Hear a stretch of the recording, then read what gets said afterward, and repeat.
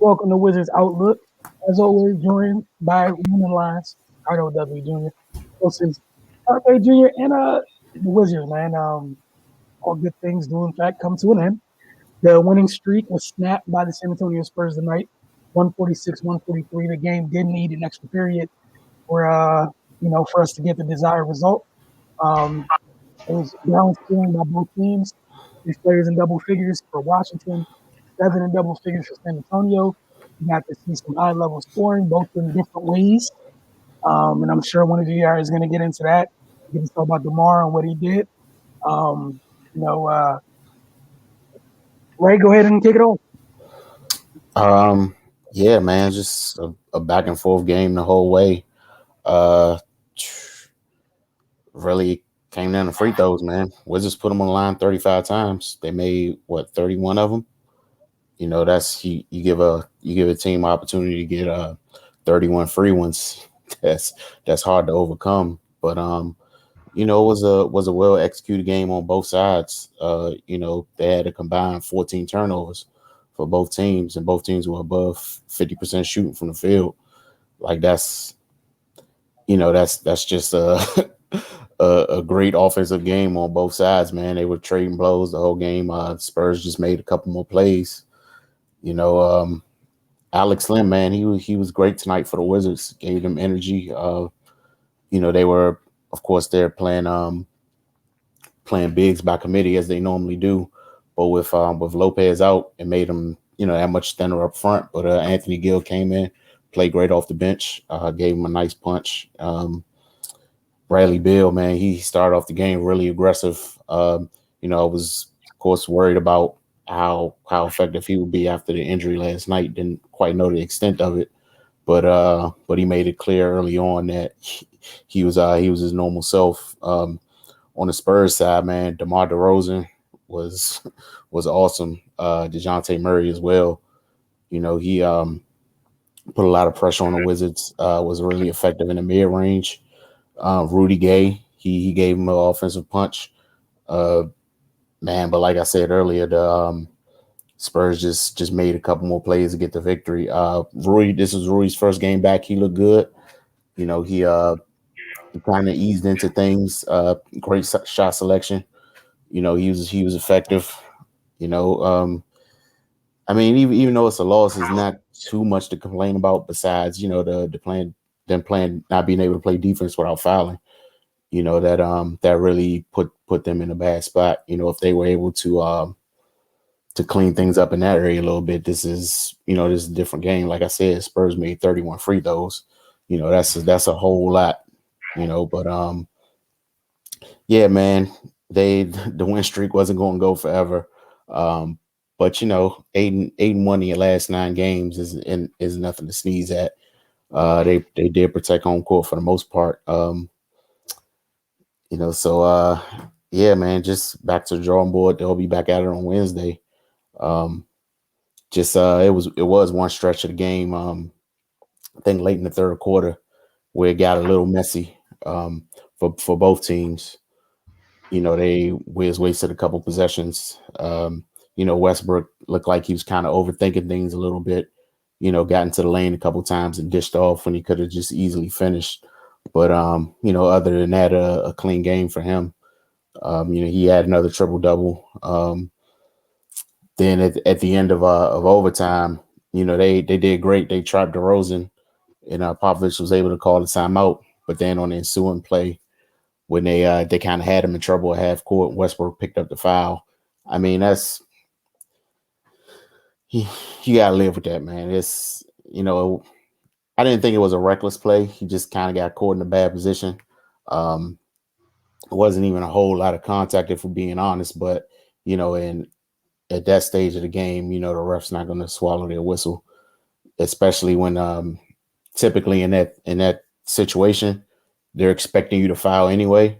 So pretty much anything resembling a foul is going to get called. But yeah, man, it was a tough loss to be perfectly honest. But they gave a crack at it. They gave a valiant effort, and just got to shrug this one off and get ready for Wednesday. Cornell. Before I start, just to get some notes from Scott Brooks presser. He said as far as the loss tonight, he says there's games throughout the season that no one deserves to lose. This was one of them. He said it was great effort, elite level offense. He said it came down to who made the last shot, and obviously that was the Spurs. As far as what he's learned about the Wizards during the win streak, he said we're not going to give up. We've been punched a bunch of times this season, but we you got to punch back, and that's what we've been doing. Um, as far as another note here for the loss, he said we put them on the line too many times and we didn't get there enough. Simple as that. I'm gonna touch more on that difference when I start. He said if we want to get back in the win column Wednesday against the Lakers, we got to defend better, and that goes without saying. And he said the Spurs, they made a lot of mid-range shots. Yeah, mid-range shots are still effective, man. He said we attacked in the paint. He said I thought we could have got some more and ones and free throws.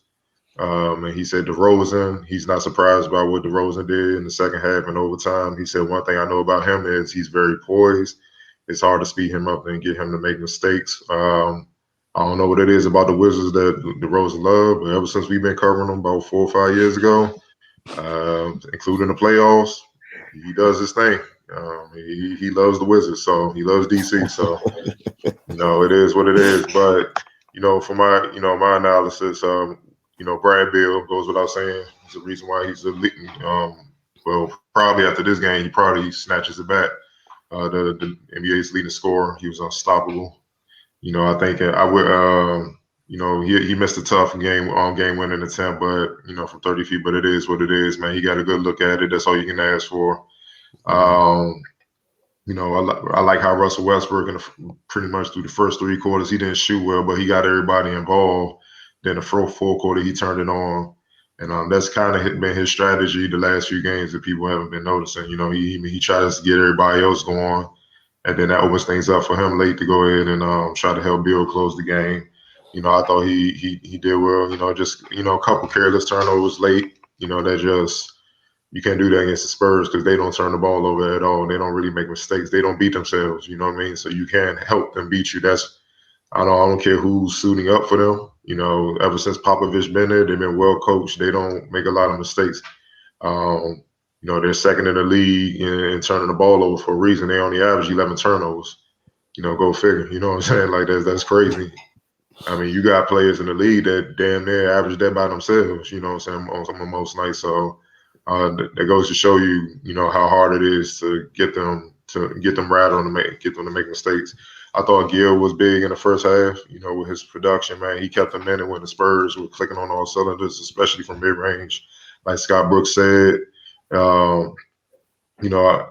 obviously for the Wizards, outside of Russ 6 turnovers, the Wizards did a great job of taking care of the ball, which you have to do against San Antonio. Like I said, they don't turn the ball over tonight. They had 6 turnovers as a team. The Wizards as a team had 8. I can't remember the last time the Wizards had single digits turnovers. You know what I mean? So they came in knowing that they had to take care of the ball. You know what I mean? And one thing about San Antonio that doing a preview, scouting them, seeing what they bring, they may not be the most explosive team offensively, but what they do is they defend without fouling, which is what Brooks and all these guys are frustrating. But if you notice in the replays and stuff, they were fundamentally sound. They don't come down with their arms like a lot of people do. Just because it's contact don't mean it's a foul. The rule says if you stay big, you're fine, and they stay big all the time. That's coaching. That's coaching. That's constantly going over that, which is why they don't put a lot of teams on the free throw line. So I'm surprised the Wizards honestly got this many free throws. Look how many times they really had to drive. Or how many points in the paint did they have? They had 86 points in the paint. That means they were driving like a mother. You know what I'm saying? Like they had to go there because the Spurs don't put you on the line, so they had to keep on driving just to draw fouls. And the thing is, the Wizards had to do that because they're not a good 3-point shooting team.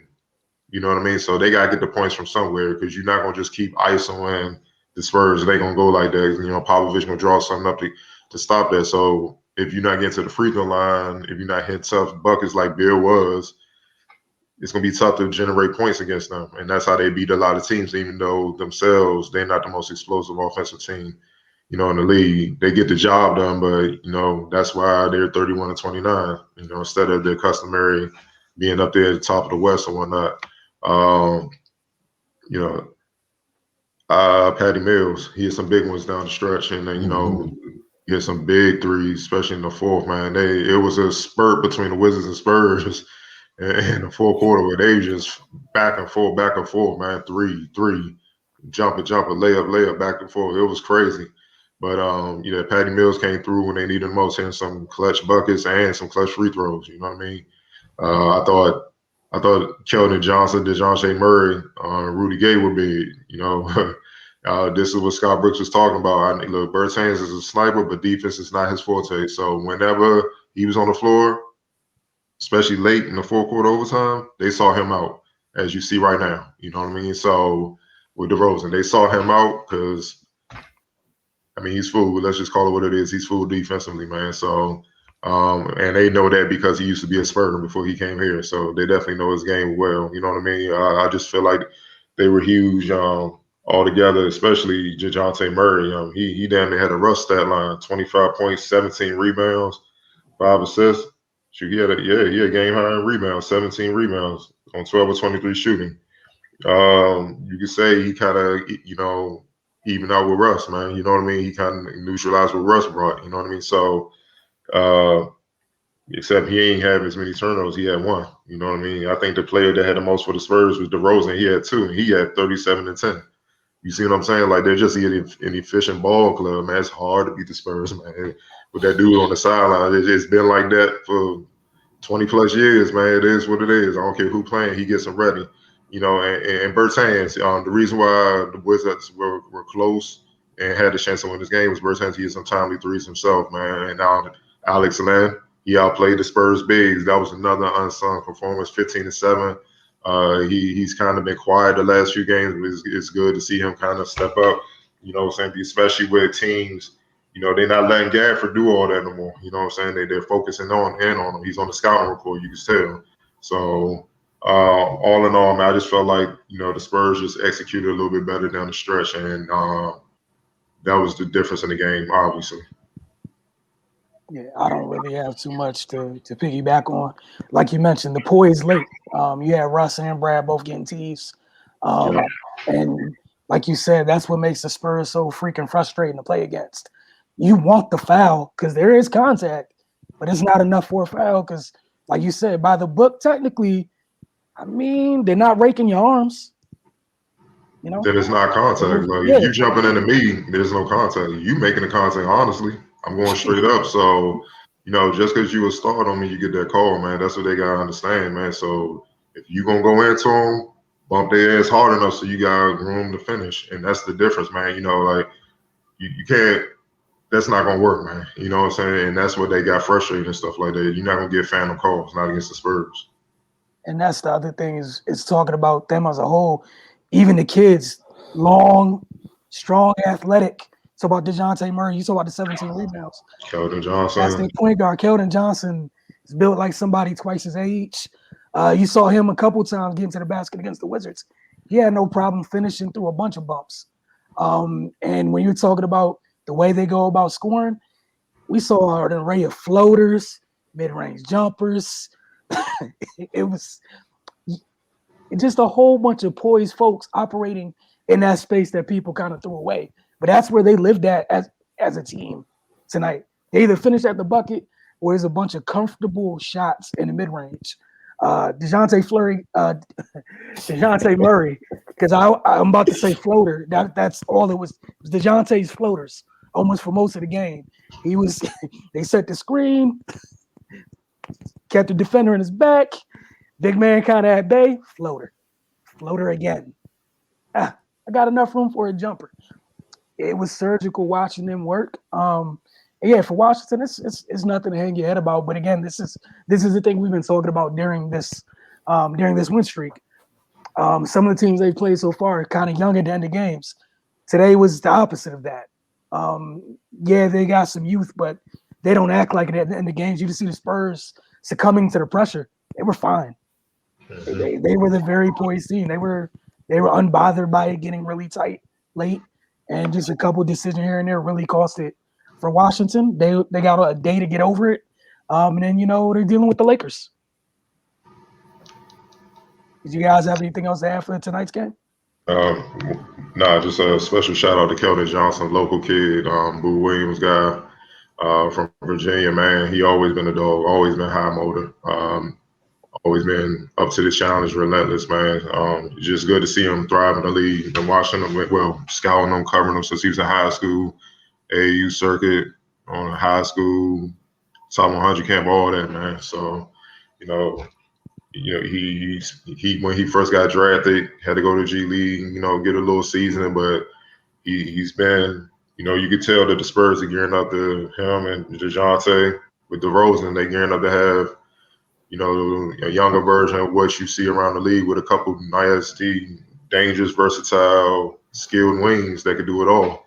Mm-hmm. And don't even forget Lonnie Walker. He's another one. He's a little bit younger, but he definitely got the tools. I remember his freshman year, he came here to DC, played GW.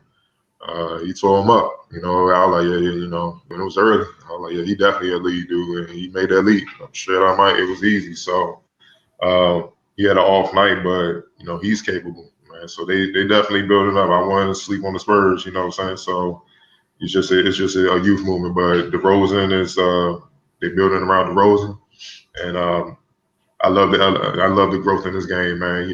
Once upon a time he was just a scorer, but now he's making guys better. That 10 assists, like think about what we just said, man. He finished with 37 points, but 10 assists, but 2 turnovers. People have gotten kind of complacent and comfortable with guys averaging like 5+ turnovers, and it's okay. It's okay. And I'm like, nah, it's not. That's crazy, man. But he's efficient. You know what I mean? And he don't shoot threes. He had 37, didn't shoot 1 3. So clearly, in this day and age, you don't need to shoot threes to thrive and be a bucket. Just knock down shots. But he got to the free throw line 13 times. Guess what that means? He was putting fouls on somebody. So Scott Brooks had to keep adjusting. That's why you attack, man. Look, 3-point is cool. If you Steph and you got that type of efficiency and range, use it as a weapon. I'm all for it. But most players ain't that. Not even close. So you should attack. You should operate mid-range in. If you open, shoot the 3, but be smart in your shot selection, man, because bad shot selection is basically a turnover any damn way. So, it's good to see these guys thrive, man. But overall, this was a good-ass game. I'm not going to sit up in front, man. Like you said, the Wizards shouldn't be ashamed, man. They fought. They got heart, which at times throughout the season, it could be in question, you know what I'm saying, as a team, not certain players. Sometimes they look like they just gave up, but now, they're competing. So, it's back to the drawing board because they got the Lakers coming in here Wednesday. AD starting to get in a rhythm. Who knows, LeBron might pop up and play. You just don't know, So they got to be ready. And it's a nationally televised game, like you said. Yeah, it's gearing up. Look like he made a call. I'll be back then. Wednesday sound good. I thought you said Wednesday sound good. Nah, he was like, "Will we play again?" Oh yeah, for sure. I'll be back.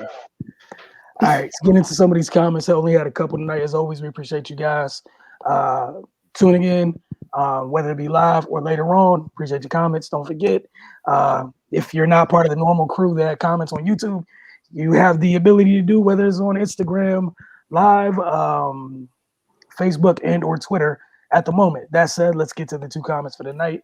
From the Black Line, good show as always, fellas. All I know is if we get to at least the 8th seed, Beal and Westbrook deserve some MVP consideration. Beal has been unreal all year, and Russell Westbrook in particular has been lights out on defense as of late. Whoever wants to start, whoever wants to take this one first, feel free. Well, just with all due respect to them two, man, if you the AC, you don't deserve to be in the MVP conversation. Even though Beal being the leading scorer, typically, honestly, if your team got to win, man. It's just as simple as that. You got to at least be up there in the standings, top 4 or 5, for you to kind of be in the mix, and you got to be killing, which Beal has been doing. But nah, I think Beal, should be more. Can he be all NBA first team? Kind of more in that discussion than MVP. Because I think it's only a handful of guys that's really deserving to be in that conversation. Embiid, Jokic. I love what Julius Randle has done in New York. He's turned that thing around. You got to put him in there. I don't want to, miss out on names, man. Guys like that, you know what I mean? So, I know Steph, what he's been doing, people throwing Dame out there, just you got to be killing. You got to be winning games. And, that's what the MVP standard is for.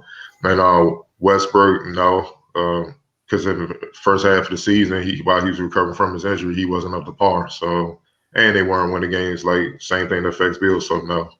MVP, no. But, yeah, man, and, I know they, hit a little bump tonight, but, they put together another win streak. The AC is possible. It's going to be tough because there's only 73 games, and I think this is their 61st tonight. So they only got 12 games. They're going to have another 8 or 9 game win streak and hope some teams lose for them to get that. That'll be tough. Right? Anything to chime in or no? Yeah, I mean you gotta win some games getting that MVP discussion. Like I mean,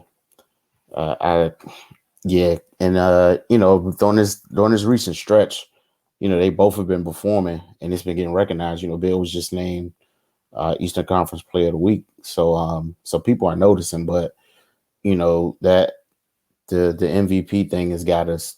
You got to talk about the entire season, and so they just aren't in a position where team wise where that success will lend to Bill being in that.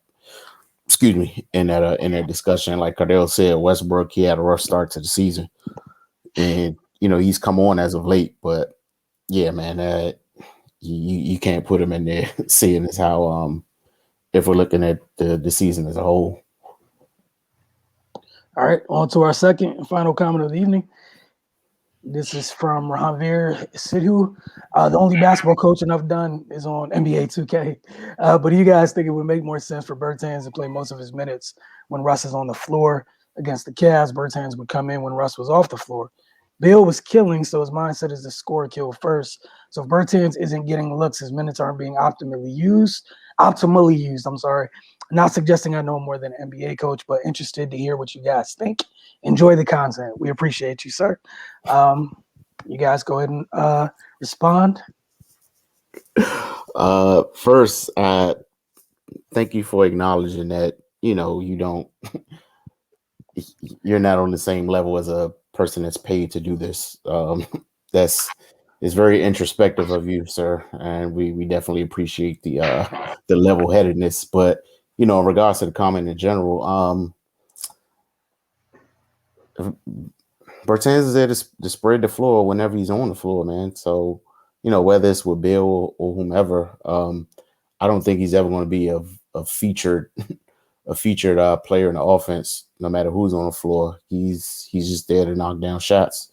So whether it is Bill on the floor, he's killing and he's causing teams to focus on him. That's his responsibility to get Bertans in a position where he can dish it out and Bertans can do what he does best.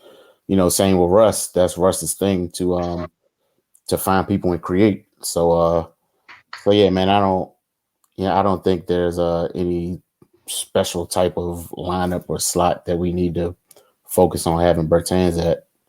Just when he's on the floor, he just needs to do what he's getting paid to do.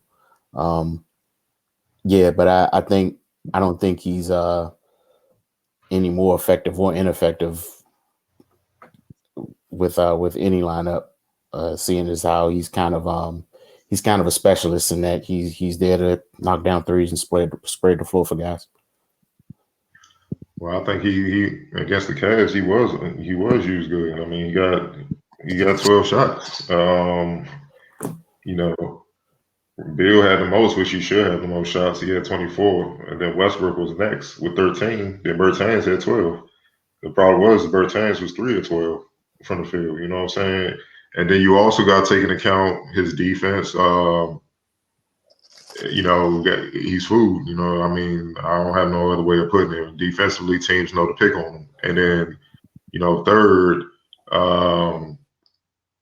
I know you saying he's there to kind of he's he's there to spread the floor, but you got to give the other teams credit. They're running him off the 3-point line too, forcing him to try to make decisions, either pass or get to the basket or whatnot.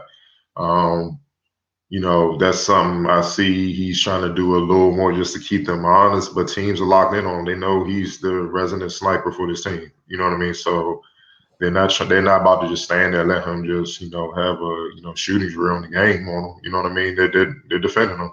They're eyeing him. They're trying to, take him away. But they know he's capable. They know he has a quick trigger. So when he's on the floor, it definitely spaces things out for Bill or Russ when they go out. But, Russ may have went out for a breather. I got to look at the game again to see exactly what you're talking about. Because for the most part, to me, Bertans is playing with Russ a lot.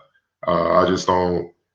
I just think Bertans had a rough time against the Cavs because what Jared Allen was doing, and he had to deal with Kevin Love. Like it was times Russ had to get on Kevin Love to keep him from getting open and stuff like that. Because he could stretch the floor and stuff.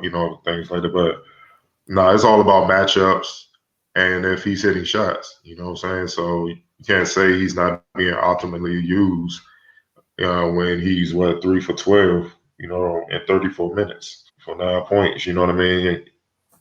That can't happen. They need more efficient shooting. That's what he's getting paid to do. Yeah, what you guys said, echoing those sentiments.